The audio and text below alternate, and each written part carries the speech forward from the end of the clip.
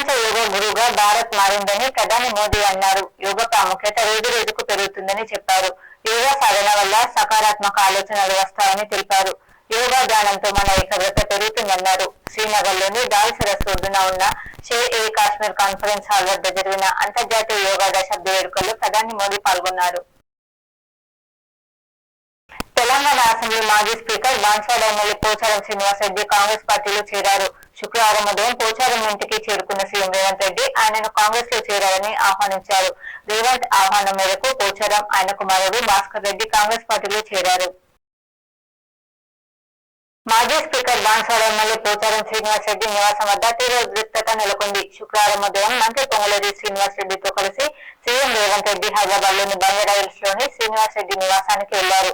విషయం తెలుసుకున్న బీఆర్ఎస్ మాజీ ఎమ్మెల్యే బాల్క సుమన్ పార్టీ నేతలతో కలిసి అక్కడికి వెళ్లారు. దీంతో వారిని పోలీసులు అడ్డుకున్నారు. బీఆర్ఎస్ ఎమ్మెల్సీ కవితకు సిబిఐ కేసులు జ్యుడిషియల్ కస్టడీ జూలై 7వ తేదీ వరకు పొడిగించారు. కవితను వర్చువల్ గా కోర్టు ముందు అధికారులు హాజరుపరిచారు. జూలై 7 వరకు కస్టడీ పొడిగిస్తూ రౌజ్ అవెన్యూ కోర్టు ఉత్తర్వులు ఇచ్చింది. వేల్పూర్ మండల కేంద్రంలో బీఆర్ఎస్ పార్టీ ఆధ్వర్యంలో తెలంగాణ జాతిపిత ప్రొఫెసర్ జయశంకర్ సార్ వర్ధంతి జయశంకర్ సార్ చిత్రపటానికి పూలమాల వేసి నివాళులర్పించి వారు తెలంగాణ రాష్ట్రం కోసం చేసిన సేవలు స్మరణ చేసుకున్నారు.